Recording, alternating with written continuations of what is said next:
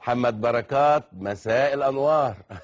مساء الخير يا كابتن مدحت. ازيك يا بركات؟ تمام يا كابتن، ربنا يبارك فيك. يا ملك الحركات. يا مصيطني يا كابتن مدحت، يا مصيطني. قول لي ايه الحكايه يا بركات، احكي لي. والله يا كابتن مدحت، الموضوع ده انا اكتشفته الساعه 3 بالليل امبارح بعد الماتش. فتحت النت، لا حد قال لي حاجه ولا اي حاجه خالص. فتحت النت اشوف ايه اللي مكتوب عن الماتش. فوجئت اول خبر لقيته من موقع نادي الزمالك، وبيتكلموا ان لجنه المسابقات المفروض توقف محمد بركات للاشارات البذيئه. فطبعا دخلت على الخبر علشان اشوف ايه الاخبار. لقيت صوره محطوطه وان محمد بركات بيعمل اشارات بذيئه لجمهور نادي الزمالك. في البدايه يا كابتن مدحت انا عايز اقول لك حاجه. اتفضل. انا بقالي 6 سنين بلعب في النادي الاهلي. لا عمر كان ليا عداوه مع جمهور نادي الزمالك ولا مع اي جمهور تاني. صحيح. لا يوم تعديت على جمهور الزمالك ولا حتى جمهور الزمالك والنادي الاهلي المنافس الاول ليه عمره ما تعدى على محمد بركات. صحيح. قبل ما الجون يجي هدف التعادل، لا الناس شتمتني ولا كانت بتشتمني في جمهور الزمالك ولا كانوا بيحدفوني بالطوب ولا اي حاجه تخليني بعد ما اجيب الجون اعمل كده. بلاش يا كابتن مدحت. بعد ما جبت الجون، لو كنت انا عملت كده فعلا لجمهور نادي الزمالك كان هيقعد يشتم فيا وهيرد اللي انا عملته. ما حصلش اي حاجه خالص. تم الاحتفال وقضينا الدقيقتين اللي كانوا ناقصين وخلص الماتش خلاص وانتهت العمليه على كده. طب الجمهور اللي كان على الماتش حصل كده.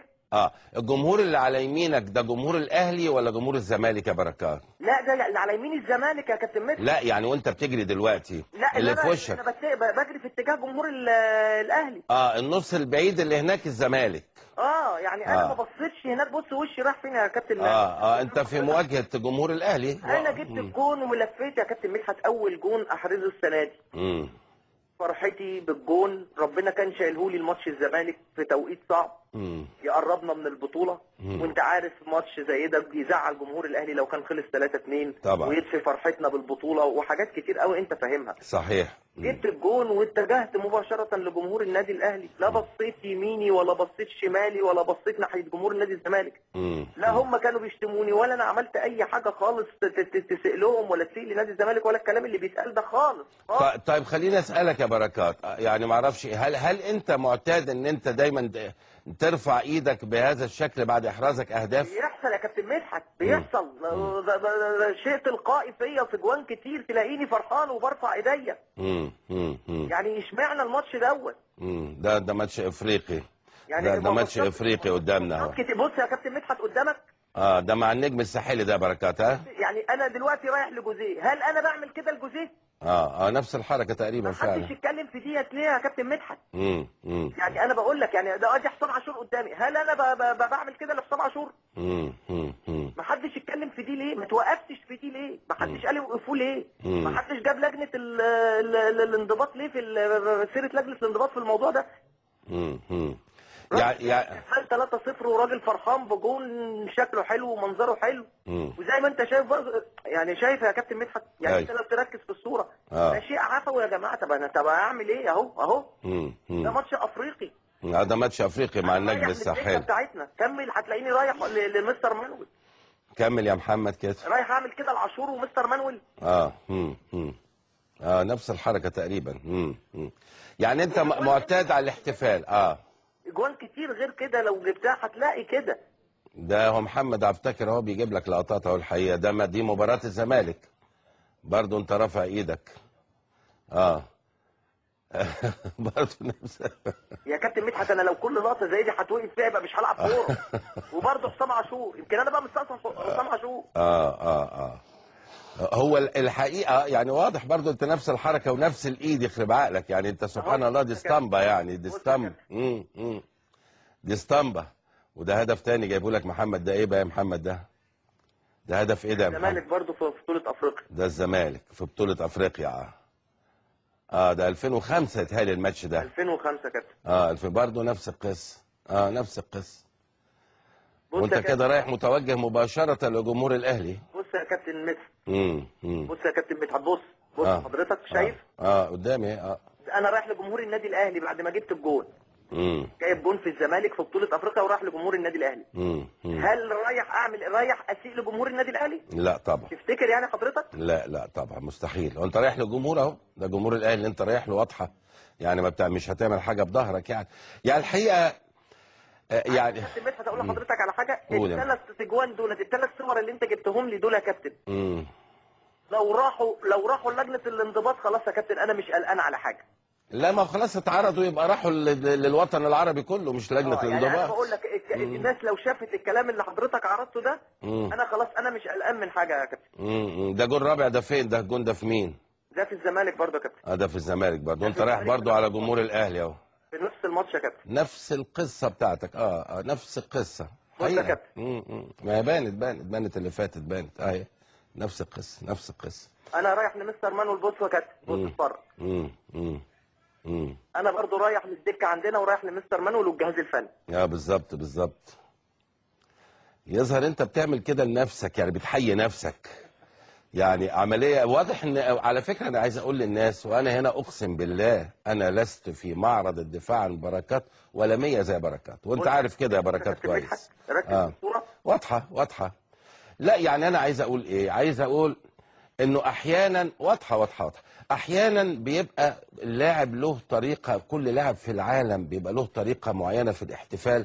طبعا انا عارف ان الجمله دي هقولها وهتقطع، انا فاهم ده كويس، لكن انا بتكلم بما يرضي الله، والناس كلها اللي سمعاني وشايفاني عارفين ان انا بتكلم بما يرضي الله، لا يفرق معايا لا بركات ولا غير بركات.